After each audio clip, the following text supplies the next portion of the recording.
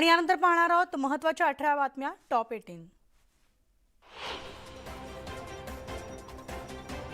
चंदीगड महापालिकेमध्ये महापौर पदासाठी निवडणूक होणार असून त्यासाठी भाजपचे महासचिव विनोद तावडे यांच्यावर जबाबदारी सोपवण्यात आली आहे आणि विनोद तावडे चंदीगडमध्ये दाखल झाले।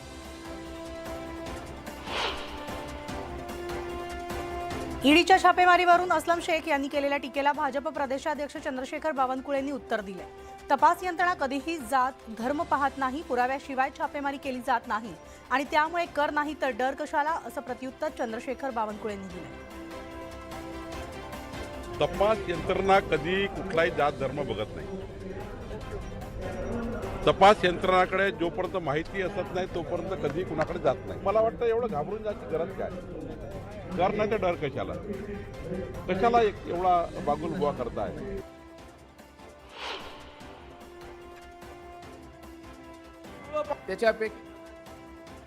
मंत्री अमित देशमुख भाजपमध्ये येण्यासाठी उत्सुक असल्याचं वक्तव्य भाजप आमदार संभाजी पाटील निलंगेकर यांनी केलंय। आपला राजकीय वारसा जपण्यासाठी अमित देशमुख भाजपच्या वाटेवर असल्याचं त्यांनी म्हटलंय आणि त्यामुळे राजकीय वर्तुळात चर्चांना उधाण आले।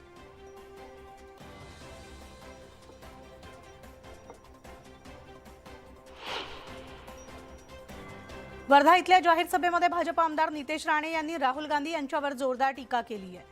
फक्त आरएसएस आणि सावरकरांवर बोलणाऱ्या राहुल गांधींची दाढी काढा आणि रेशीमबागकडे पाठवा, खादी पॅन्ट घालून पुढच्या दसऱ्या मेळाव्यात पहिल्या रांगेत बसलेला दिसेल, असा टोला त्यांनी लगावलाय।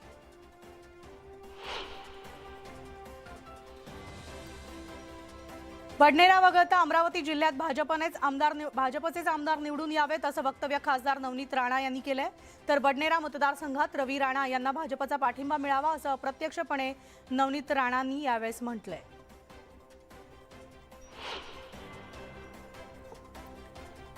काही साइट्सवर नायलॉन मांजाची ऑनलाईन विक्री सुरू असल्याचा प्रकार समोर आलाय। या प्रकरणी नायलॉन मांजाची ऑनलाईन विक्री थांबवा असे आदेश उच्च न्यायालयाच्या नागपूर खंडपीठानं सायबर विभागाला दिले।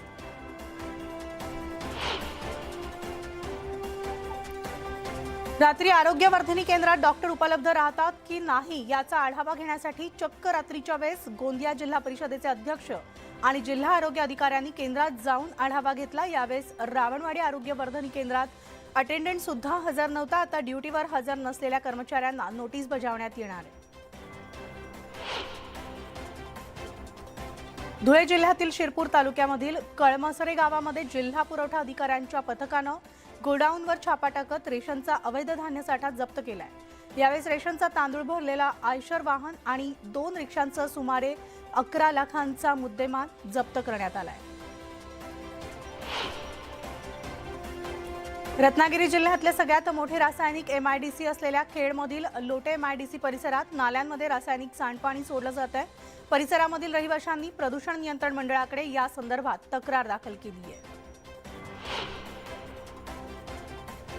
मुंबईमधील गारठा आणि प्रदूषणामुळे नागरिकांना श्वसनाचा त्रास होतोय आणि दम लागणं, अंगदुखी, सर्दी, खोकला, घसादुखी, ॲलर्जी असे त्रास नागरिकांना जाणवत आहेत। तर ही लक्षणं दिसताच तात्काळ डॉक्टरांचा सल्ला घ्यावा असं मत तज्ज्ञांकडून व्यक्त करण्यात आलंय।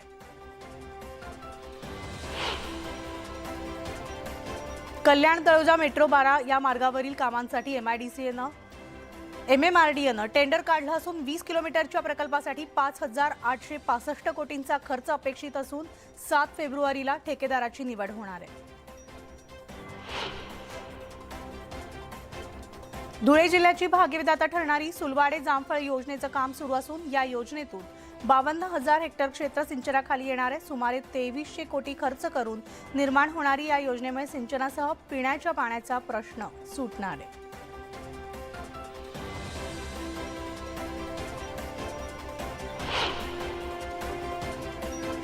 राजमाता जिजाऊ जयंतीचा औचित्य साधत खेड तालुक्यातील 3 पॉइंट ब्रेक ॲडव्हेंचर्सच्या गिर्यारोहकांनी 180 फुटी डांग्या सुळका सर केलाय। गिर्यारोहकांनी भगवा ध्वज हातात घेऊन जय जिजाऊंच्या घोषणाही दिल्या।